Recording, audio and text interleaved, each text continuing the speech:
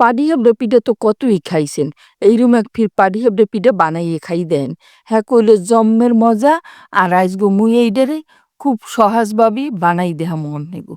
আসসালামু আলাইকুম বুয়ার না বাইরা, আশা করি হকগুলো অনেক বেশি ভালো আছেন, মুই অনেক বোন ভালোই আছি। আজগো একটা সহজভাবে পাটিসাপটা পিঠা বানাইয়ে দেহামু। আর একবারে জম্মের মজার একের পাটিসাপটা পিঠা।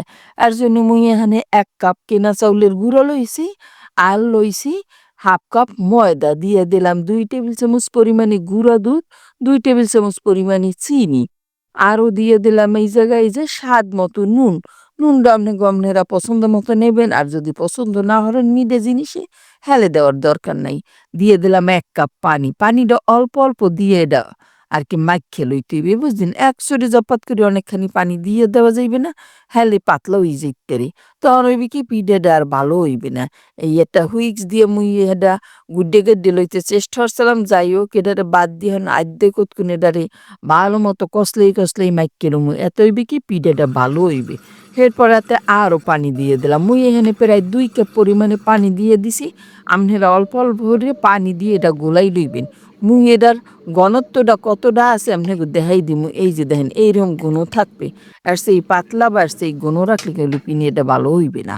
এখন চলে গেলাম অন্য একটা কামে, এই যে দেখেন আরও একটা বাড়ি লইছি, দিয়ে দিলাম 1/4 কাপ পরিমাণে সুজি, আর দিয়ে দিলাম 1/4 কাপ পরিমাণে লিকুইড দুধ। এটা দিয়ে এটার গোলাইয়ে এক সাইডে রেখে দিব, এটা পরবর্তীতে মোর কামে লাগবে, বুঝছেন, এই পিঠের জন্যই। আর একটা পাইলা বই দিছি চুলাই, সেইটাই দিয়ে দিছি হাফ লিটার দুধ, এটা মোটামুটি ঘন একটা দুধ। এরপর দিয়ে দিলাম এই যে 2টা এলাইচ, আরও দিয়ে দিলাম 1/3 কাপ পরিমাণে গুঁড়া দুধ, আর 1 চিমটি নুন। এই দিয়ে ভালো মতো আগে কিন্তু গুঁড়ো দুধ মিশিয়ে নেবেন দুধের লগে, নাইলে দলা দলা বাইন্দে থাকবে, তখন খিসাটা ভালো হইবে না।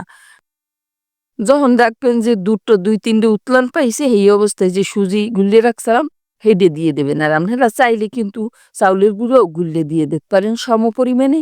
এরপর লাড়িয়ে চাইলে এটা যখন দেখবেন যে ঘন হয়েছে, সেই পর্যায়ে দিয়ে দেবেন মিডা। মিডাটা কিন্তু আগে দেওয়া যাইবে না, হ্যালে এই দুধ কাটতে যাইতে পারে, বুঝছেন? এই জন্য মিডাটা পরে চুলাটা একবারে কমাইয়ে এরপর দিয়ে দিতে হইবে। মুই এখানে 1/4 কাপ পরিমাণে মিডে দিছি, আপনারা আপনাকে টেস্ট অনুযায়ী দিবেন। আর চুলাটা কমাইয়ে দেবেন কিন্তু অবশ্যই, নাইলে ওই দুধ কাটতে যাইতে পারে। এই ঘন অবস্থায় দিলে আর কাটাকাটির কোনো চান্স থাকবে না। এরপর যখন আরও একটু ঘন হয়ে গেল, সেই পর্যায়ে দিয়ে দিছি 1 চা চামচ ঘি। এত হইবে কি আর স্বাদটা বাড়বে, আর ঘেরানটাও হেব্বি সুন্দর হইবে, বুঝছেন?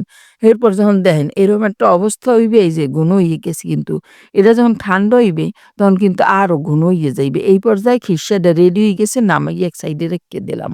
এরপর একটা প্যান বই দিয়ে প্যানটা যখন গরম হয়ে যাবে, একটা টিস্যু দিয়ে একটু তেল মাখিয়ে লইবেন, অল্প তেল মাখবেন, বেশি তেল মাখবেন না। আর চুলার হিটটা কিন্তু একটা লো হিটে দিয়ে লইবেন।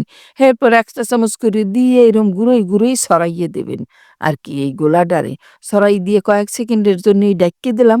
যখন দেখবেন যে পিঠের সাইডগুলো সাইডে যাইবে, সেই অবস্থায় দিয়ে দিতে হইবে খিরসা।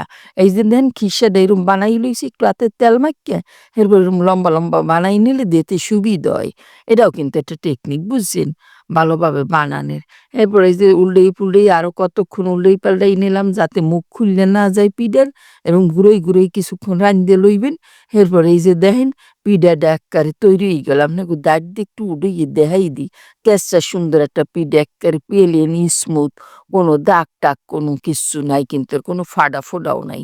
মুই একটা এই যে প্লেটের মধ্যে আর দিয়ে দেখাই দিলাম, আর একটা কাইডেও দিলাম এর মধ্যেটা কেমন হইছে। আশা করি আজকে মোর এই পাটিসাপটা পিঠার এই সহজ রেসিপি আপনাকে অনেক বেশি ভাল লাগছে। আর আপনারা কেডা কোথায় দিয়ে মোর ভিডিও দেখেন অবশ্যই কমেন্ট করে জানাইবেন, হলে মুই আপনাকে ধন্যবাদ জানাইতে পারবো। সবাই অনেক বেশি ভালো থাকেন। আজকের মতো আপনাকে মুই বিদায় লইলাম।